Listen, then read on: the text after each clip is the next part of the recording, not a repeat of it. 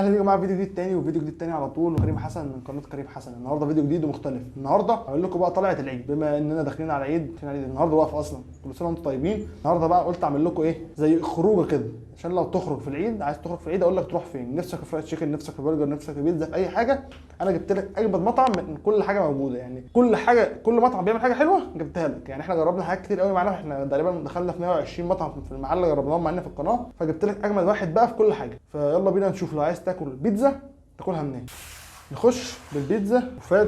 فات بوي كسب معانا، في ما كسبش معانا، وكان تاني واحد، بس كذا مره جبناه كان جامد في كذا بيتزايه، فقلنا نجرب بقى النهارده بيتزا منه جديده، وفي نفس الوقت نقول لك لو عايز تاكل بيتزا تاكل من فات بوي. البيتزا بتاعت النهارده هي بيتزا تشيز تشيكن اي حاجه، ما فرقتش بقى. هي بصراحه مليانه فراخ، بس يا جماعه مليانه فراخ، جبن متروق عليها يعني. فيلا بينا ندوق. طعم البيتزا حلو جدا، الجبن بصراحه كتير، العجينه بصوا يا جماعه عجينته مظبوطه قوي من ورا، عجينته مظبوطه. البيتزا الصلصه هنا يعني ماستر اوف سين هنا. الصلصه طعمها حلو قوي، جبن كتير طعمها حلو، فراخ كتير مشويه حلو طعمها حلو. انا مش جايب عشان اتكلم عليه، انا قايل لكم كده كده الحلقه دي معموله ليه، عشان تعرفوا تاكلوا ايه من المكان اللي انتوا عايزينه. فكبيتزا انت على فات بوي هتتمزج وهتتدلع. فيلا بينا نشوف. لو عايز تاكل برجر لحمه مش برجر فراخ، تعال نشوف هناكل برجر لحمه بالنسبه لنا. نخش بقى على برجر اللحمه. واحنا برجر اللحمه من عند برجر كومبو كنا عملنا له برده فيديو وجربنا المنيو بتاعه كله هناك في المطعم. بصراحه يا جماعه جامد. يعني شفتوا الفيديو طبعا كلكم، لا كان فيديو جامد. وجاب معلقه ومنديل كمان عشان الصوصات، يجيب لك معلقه عشان عايز تحط صوت او كده، فحركه حلوه. والجلافز، تعالوا نلبس الجلافز، ولا الجلافز بتعمل صوت في المايك وكده بتضايقكم، ادي احنا اهل يعني، ما فرقتش. نخش على السندوتش شكله ملغوص اخر حاجه، ده اتبهدل الورق. نخش بقى على السندوتش، شكله متلغوص خالص يعني. الورقه بصوا، الورقه اتبهدلت. لا بس شكله جامد، شكله جامد، شغل عالي يعني. بص السندوتش حاجه محترمه بامانه يعني، شكله دبل تقريبا. تعال نفتح كده ونشوف. وده صعب قوي نبص جواه، بس هو باين عليه الجبنه الرومي دبل طبعا. صوص كتير قوي، صوص مغرقه، بصوا غرقان صوص. فتعالوا يلا بينا ندوق. بسم الله. بصوا يا جماعه السندوتش ميسي جدا من جوه، طري جدا. العيش حكايه، مستحمل كل الصوصات والهربله بتاعته دي. طعم الجبنه الرومي مع اللحمه عالمي. السندوتش لازم تجيبوه دبل، لا حكايه. نخش بقى على الصوصات. الميزه بقى عنده ان صوصاته هو بيعملها بنفسه، يعني كاتشب والباربيكيو بص كل حاجه. يعني لو رجعتوا للفيديو هحط لكم برده اللينك بتاعه هنا، ترجعوا تبصوا على الفيديو يا جدعان، كان عامل حاجه عظمه بصراحه. بصوا لون الكاتشب، اصلا لون الكاتشب مش زي بتاع المصانع والحاجات دي. بصوا الباربيكيو، هوريك الباربيكيو. بصوا الباربيكيو عامل ازاي، تقيل ازاي، بس ما بيقعش. حاجه بصراحه فخمه. تعالوا ناخد ايه، ننوع بقى تشكيله الصوص كده. سيبك من الكاتشب عشان ماليش في الكاتشب قوي، خلينا ناخد حته باربيكيو كده نحطها هنا، وناخد شويه صوص حراق كده نحطهم هنا. يلا بينا ندوق. بسم الله. مش طبيعي. السندوتش اللي عنده اسمه تقريبا سترونج برجر كومبو، حاجه زي كده بالرومي. في منه ريكفورد وفي منه رومي. ده الرومي بصراحه، لاني برده كنت عامل فيديو للريكفورد اول ما نزل كان جامد قوي، والرومي ده اجمد منه، على الليفل اكتر بصراحه. طعم الرومي مع البرجر خيال. لا جامد كده يعني. شهادتي مجروحه، الراجل جامد بصراحه. لازم تروح تجرب سماش برجر عنده. هو قدام ديكسي على طول، فرع ديكسي القديم. يعني هتعدي نقابه المهندسين، المدرسه اللي بعد نقابه المهندسين، في عربيه سباك هناك كده، تكسر شمال وتاخد الشارع ده على طول في الوش، هتلاقي برجر كومبو قدامك. بصراحه يا جماعه لازم تجربوه، يستاهل بامانه. جامد. انا اصلا جاي اقول لك على عتاوله، انا مش جاي اقيم النهارده، جاي اقول لك على عتاوله عشان تروح تجرب على طول في العيد على ضمانتي. يلا بينا نكمل. تعالى بقى اقول لك احمد سندوتش برجر فراخ في مصر. هو بصراحه برجر فراخ ولحمه برضه عنده جامدين، بس بصراحه ما يعلاش على برجر كومبو بالنسبه له اعلى بكتير قوي. بس هاف باف في الفراخ بقى ما بيهزرش يا جماعه. هو في العيش بتاعه بصراحه مع الصوصات مع بص المنظر بصراحه. يعني انت بتفتح السندوتش كده تحس فيه بهجه في الموضوع كده، فيه فرحه في الموضوع. نشوف هو جايب مع السندوتش، جايب باكت 3 كاتشب وباكت. نفس الكلام برضو، منديل معطر ومنديل عادي وجلافز. طبعا مش هلبس الجلافز ومالناش دعوه بالكلام ده كله. خلينا نخش على السندوتش ايه على طول كده ونسمي الله. شكله رهيب. وحشني سندوتشاتهم والله، بقالي كام شهر ما كانش عندهم. مني كنت مسافر القاهره، وحشوني والله. بص السندوتش، شايف حتتين الفراخ اللي جوه عاملين ازاي؟ اديت لك صدر فراخ كامل يعتبر، وحته تركي محترمه، غير الصوصات اللي جوه. بص مغرق لك سندوتش صوصات، خس، خيار. لا سندوتش شكله يا جماعه انا بقالي كتير ما اكلتش منه بصراحه. لا بص حته الفراخ قد ايه جوه، بص قطعه الفراخ والسندوتش متغرق صوص ازاي، والخيار مع الخس مع التركي.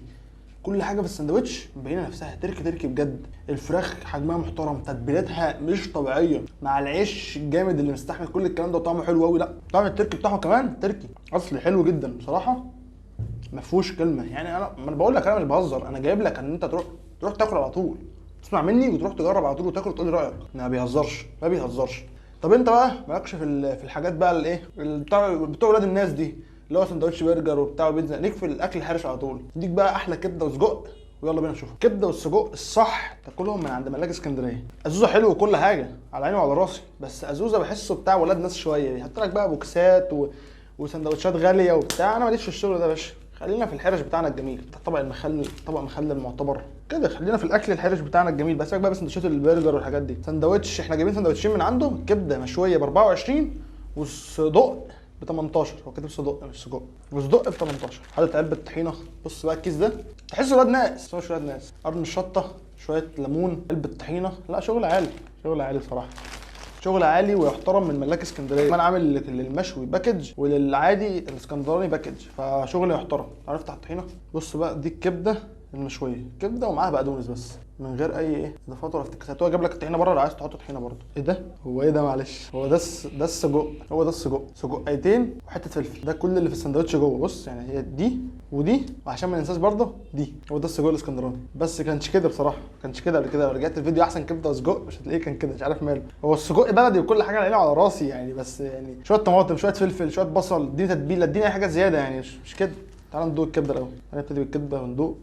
بسم الله. الكبده بتشد كده ليه؟ ما تقلقناش، كان حلو ده. تعال ندوق. بسم الله. والله كان حلو، وحلفت لك بالله من قبل بكره، والله العظيم كان حلو يعني. تعال ندوق بقى ايه قطمه بالطحينه كده، ممكن يحسن الموضوع، يحس ان الموضوع نشفان ده شويه. بص السندوتش المره دي نشف شويه، بس احنا كنا مغرمين منه الكبده. لو فاكرين في فيديو الكبده، رجعوا الفيديو شوفوه، كان جامد قوي. بس ما جربناش الكبده المشويه. الكبده المشويه دي المره دي هي ناشفه شويه، طعمها حلو وتتبيلتها حلوه بصراحه. كميه الكبده في السندوتش حلوه، وكبده بلدي مش كبده مستورده وحاجات بقى بايظه. كبده حلوه جدا جدا، وطعم الطحينه بصراحه عندهم طحينه خام وطعمها حلو قوي. تعالوا بقى ندوق عينات السجق دي. هندوق السجق طبعا كده كده بقى ناشف، تعالوا نجربه مع الطحينه، لانه مش هينفع من غير الطحينه، لانه السندوتش ما فيهوش حاجه، هو فيه سجقيه. تعالوا ندوق. بسم الله. بص يا باشا، السجق بلدي على عيني وعلى راسي، مش هقول لك لا بلدي يا عم حلو وجميل، هو 18 جنيه برده مش رخيص، بس انت تحط لي سجقيتين قد كده، والتانيه كانت اصغر من دي كمان، وش سجق حتى بقى تتبيلتها وحشه وناشفه. السجق نفسه ناشف وتتبيلته وحشه، طعمه مش حلو. وايه دي يعني؟ وقعت من ايه دي؟ انا مش فاهم والله، يعني دي بتعمل ايه في السندوتش؟ هو كان حلو والله، كان حلو. انا اقول لك على حاجه، انا بحب بقى شغل البوكسات والشغل اللي هو بتاع ايه ولاد الناس، واروح لازوزه. انا مش جاي كبده سجق، انا رايح لازوزه يا عم. بعد كده يا عم دي ايه دي؟ حد يكلمني المطعم يقول لي دي ايه دي؟ بتعمل ايه وقعت غلط دي ولا دي ايه في السندوتش دي؟ يلا عم نخش على بعض. احمد فرايد تشيكن، يلا بينا. نخش بقى على ماي فود. لما عملنا فيديو فرايد تشيكن تقريبا من 8 شهور، كان دولي، مش كان حلو، كان دولي. فسمعت كلام الفتره اللي فاتت دي ان هو مستوى اقل، فاحنا هنشوف دلوقتي. لا اقول لك روح عنده، لا هقول لك البديل. يعني انا مش هسيبك برضه ايه لايف كده في العيد، لا هقول لك البديل على طول. هو دايما بيحط علبه صوص كده، بصراحه سعره بالنسبه للي بيقدمه حلو جدا. طبق رز بسمتي متقفل على اخره، رغيف عيش من عند حورس. هو بعته في كيسه حورس، ده تقريبا حورس بيعملوه مخصوص، لان الاكياس دي اصلا مش عند حورس، ولا بيعمل الحجم ده حورس، مش عارف ايه الحجم ده بس ماشي. كيشين كاتشب ومعلقه طبعا عشان الرز. واخر حاجه معانا وهي الوجبه. هو بيعمل الباكج زي بتاع البيك كده، ايه شغل الطبق الفويل ده، الورق هو مخرمها كتير ليه كده؟ قبل كده كان بيسيبها كده، ما كانش بيخرم دي. الورق غلى، نعذره الورق غلى. احنا جايبين ربع صدر تمام حار، هو ده كله على بعضه كده الصدر، وبيعمل الصدر على بعضه بصراحه حجمه حلو برضه. ده حجم الصدر، وبيجي معاه بقى الجناح ايه والدبوس ورا كده لوحده.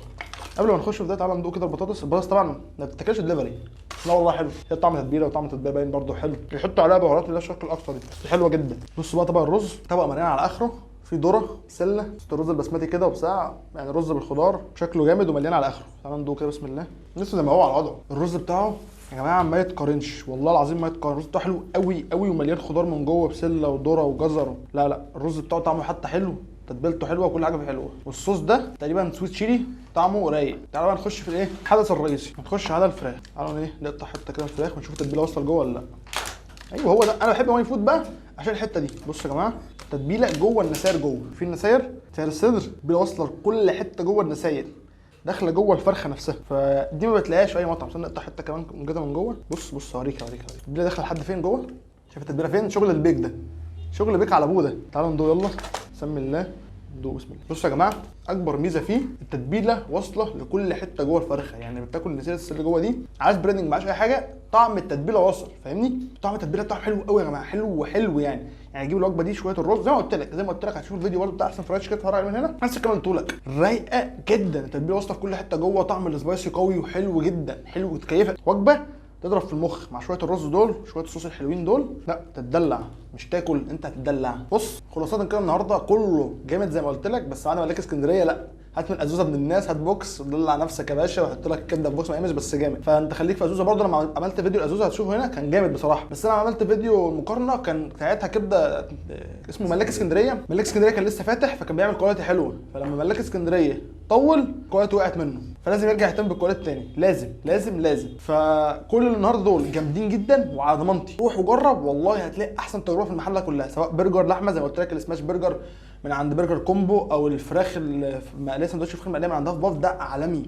عالمي عالمي، يعني هتروح تجربه والله مش بتاكل يا جدعان، عندهم عند الناس دي انت مش هتاكل، انت هتتمزج، تبقى قاعد بتتكيف فاهمني. الماي بروست وجبه دماغ، البروست حلو قوي، التتبيله واصله لحد جوه زي البيك كده، طعم الشطه بتاعها حلو قوي، الرز بتاعهم عالمي، كل وجبه فاهم كوجبه متكامله هتكيفك، مش هتاكلك، هتكيفك. انا كنت عايز اجيب لكم كمان بلبن النهارده بس عشان ادخله لكم وسط الحاجه برضه عشان عايز تحلي، بس بلبن كان زحمه موت موت، فشغل بقى الزحمه والبراندنج والشغل اللي هو انت عايز تخبط بقى في البراندنج وتاخد من هنا، لو تقعد الناس كتير بقى عشان يتقال عليك ان انت جامد قوي والزحمه والشغل ده، لا سياسه وحشه جدا من المحل. المفروض دي مطاعم فاست فود، فاست فود، مش هاجي قدامك في مطعم حلويات عشان تعمل لي رز، تطلع رز من الثلاجه تديهولي تقعدني ساعه الا ربع قدامك، يعني عيب والله. بس كده كل سنه وانتم طيبين يا جماعه، ما تنسوش تخبطنا لايك شير سبسكرايب، ما تنسوش سبسكرايب عشان نعلى بقى ونزيد كده معاكم على طول، وتلاقونا موجودين معاكم على طول، واي حاجه عايزين تجربوه مطعم عايزين تجربوه في المحله خايفين تلبسوا فيه اكتبوا لي تحت في الكومنتات وانا البس انا مكانك يا عم، ما يهمش. بس تخبطنا لايك شير سبسكرايب في القناه، كل سنه وانتم طيبين وسلام.